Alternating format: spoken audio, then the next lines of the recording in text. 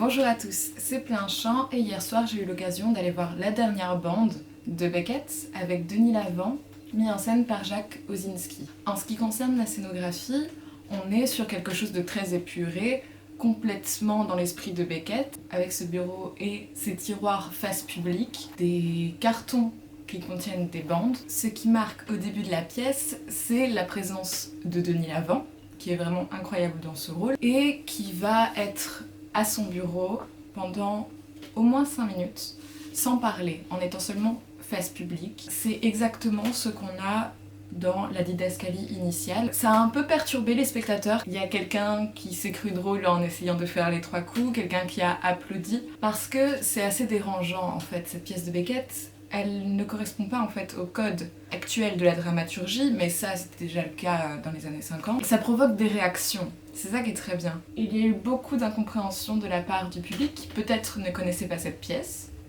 parce qu'en soi elle est extrêmement courte. C'est l'histoire de Krapp, qui est un vieillard qui toute sa vie a enregistré, un peu comme un journal intime, sa vie sur des bandes, et donc il a pour rituel de réécouter ces bandes sonores. Et c'est assez beau finalement, c'est le regard de la personne vieillie sur sa jeunesse.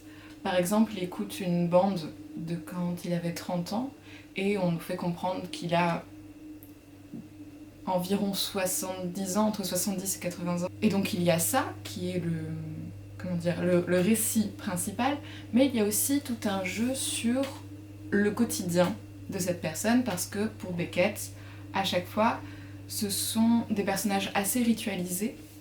Là, par exemple, on a Krapp qui va en boucle regarder sa montre, puis se lever, aller chercher dans un tiroir une bande, puis dans l'autre tiroir une banane. Il va éplucher la banane, manger la banane difficilement, en prenant le temps, et ça va être une espèce de boucle qui revient sans cesse. C'est vraiment une pièce centrée sur la temporalité, que ce soit au niveau de l'action qui est extrêmement longue, parce que ça dure 1h30 pour 20 pages de texte. Et donc en fait on joue sur l'attente du spectateur et on joue sur la capacité à regarder un quotidien se faire. C'est aussi, comme toujours chez Beckett, un personnage en grande souffrance physique et morale. Il boite et on va le voir souvent partir de scène pour boire de l'alcool. Et donc on a aussi tout ce rapport à la lenteur par rapport au corps qui marche. Il y a vraiment quelque chose sur le mouvement, sur la rigidité du corps, sur la rigidité aussi de l'esprit. Et c'est un personnage en fait assez touchant, très dur envers lui-même, et qui est rendu par cela très touchant. Il a un peu un côté clown désespéré, comme souvent chez Beckett. Et en fait là-dedans, il y a quelque chose du quotidien qui va prendre une ampleur assez importante. En fait, chaque petit événement devient quelque chose d'extraordinaire. Et puis aussi, comme dans Fin de partie, comme dans En attendant Godot, on a cette idée de la répétition, de revenir à la position initiale en reprenant souvent les mêmes mots et en étant en fait un peu bloqué dans une espèce de boucle infernale.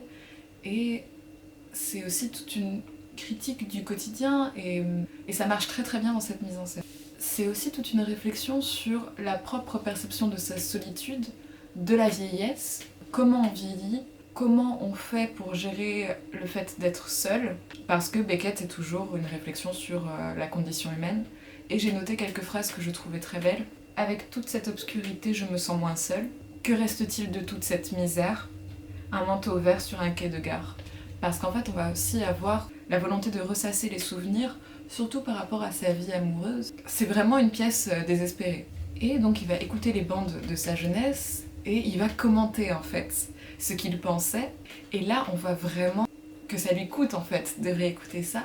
Ouais, c'est très prenant, c'est très marquant. Ça donne à réfléchir. J'ai vraiment beaucoup apprécié cette mise en scène qui, pour moi, est vraiment typique d'une mise en scène de Beckett. Je m'attendais à ça, je l'ai eu, c'est efficace. Denis Lavant joue extrêmement bien.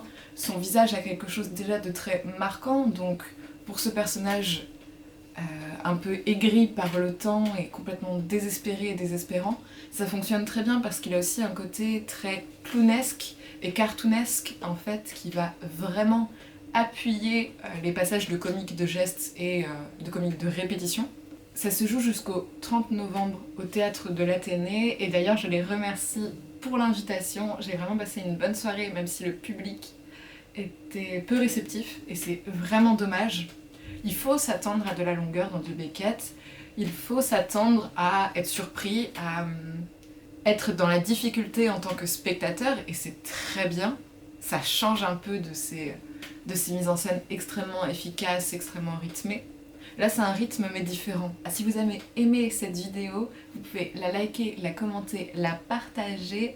Et moi, je vous dis à bientôt pour une nouvelle vidéo sur le théâtre.